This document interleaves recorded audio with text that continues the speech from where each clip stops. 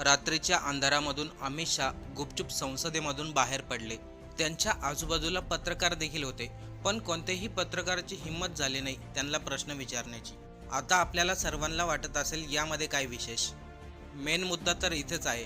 राहुल गांधी 20 दिवसापासून वारंवार सांगतात, अमित शहा संसद भवनामध्ये माझ्या प्रश्नांचं उत्तर देण्यासाठी येत नाही आणि रात्रीच्या वेळेस अंधारातून गुपचूप निघून जातात. असं काय घडलं अमित शहांना रात्रीच्या वेळी संसद भवनामधून बाहेर पडावं लागतंय. या ठिकाणी राहुल गांधींनी मीडिया चॅनलवाल्यांना देखील झापलं, कारण की ते मीडिया चॅनल कशा प्रकारे बातम्या लपवतात हे त्यांनी उघड केलं. राहुल गांधी गोदी मीडियाला थेट म्हणतात, तुमच्यासमोर अमित शहा उभा आहेत, तुम्ही सरळ अमित शहाला एक पण प्रश्न विचारू शकत नाही का. पण हीच गोदी मीडिया जेव्हा राहुल गांधींसमोर येते तर त्यांना बोलून देत नाही, मध्येच प्रश्न विचारतात. याच पार्श्वभूमीवरती राहुल गांधी प्रचंड चिडले. त्यांनी सरळ साधा प्रश्न उपस्थित केला, अमित शहा एवढे घाबरलेत का, त्यांना संसद भवनामध्ये येऊन आमच्या प्रश्नाची उत्तर देण्याची हिंमत नाहीये. जेव्हापासून लोकसभेचं संसदेमध्ये अधिवेशन चालू झाले त्या दिवसापासून अमित शहा संसद भवनामध्ये गेले नाहीत, अधिवेशनामध्ये गेले नाहीत. यावरती काल रात्री जेव्हा अमित शहा संध्याकाळच्या वेळेस संसद भवनामधून बाहेर पडत होते, आपण प्रत्येक प्रश्नाचं उत्तर देण्यासाठी तयार आहोत, आणि हे त्यांनी कधी सांगितलं, अधिवेशन संपण्याच्या 1 दिवस अगोदर. म्हणजे एवढ्या दिवस ते शांत होते, त्याच्यावर एकही उत्तर दिलं नाही, आणि आज अधिवेशन संपणार आहे तर म्हणतात आपण चर्चेसाठी तयार आहोत. यावरती राहुल गांधींनी स्पष्ट उत्तर दिलं, अमित शहा संसद भवनामध्ये येतील, भाषण करतील, याच्यामध्ये आम्हाला काही घेणं देणं नाही.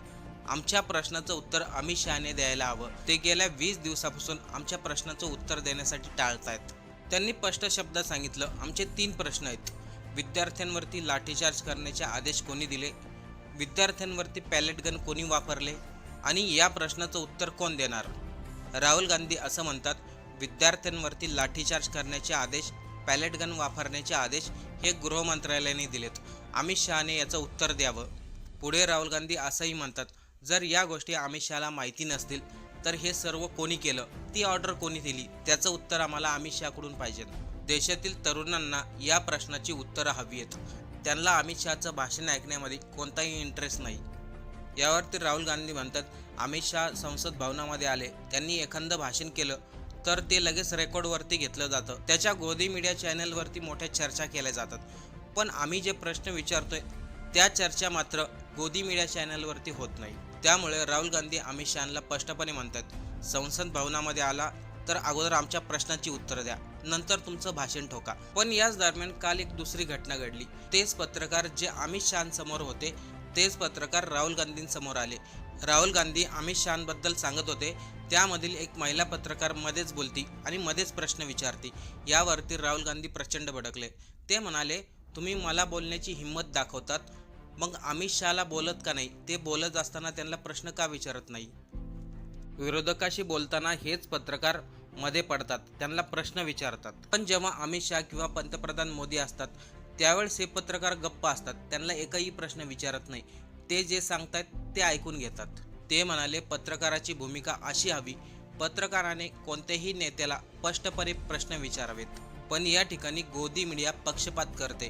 ते पत्रकारांना स्पष्ट म्हणतात, आज देशातील तरुण या सरकारला घाबरत नाही, मग तुम्ही पत्रकार प्रश्न विचारताना का घाबरतायत. इथे राहुल गांधी म्हणतात, जेव्हा पंतप्रधान मोदी अमित शहाला एखादं बिल किंवा विधेयक पास करायचं असतं तेव्हा ते तातडीने लोकसभेचं अधिवेशन बोलवतात आणि तिथे ते उपस्थित राहतात. आता आमच्या प्रश्नाची उत्तरं देण्यासाठी त्यांना वेळ नाही, म्हणजे हे पूर्णपणे घाबरलेले आहेत, कारण की माझ्या प्रश्नाची उत्तरं त्यांच्याकडे नाही आहेत. याच ठिकाणी ते म्हणतात, आता अधिवेशन संपायला आलंय, शेवटचा दिवस आहे, आणि हे सरकार विचार करते अमित शहा एक मोठं भाषण करतील आणि सरकारची बाजू मजबूत करतील.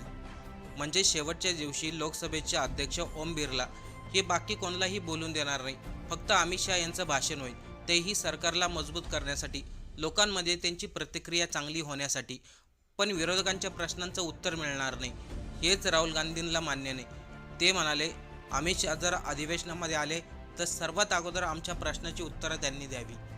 आता इथं प्रश्न निर्माण होतो, खरंच अमित शहा राहुल गांधींच्या प्रश्नाचं उत्तर देतील का, आणि जर अमित शहांना उत्तर द्यायचं असेल तर ते एवढ्या दिवस शांत का बसलेत. दुसरी गोष्ट म्हणजे पत्रकार जे राहुल गांधींना प्रश्न विचारतात तेच प्रश्न अमित शहाला ते का विचारू शकत नाही. या सर्वांवरती आपल्याला काय वाटतंय, आपलं मत कमेंट करून नक्की सांगा.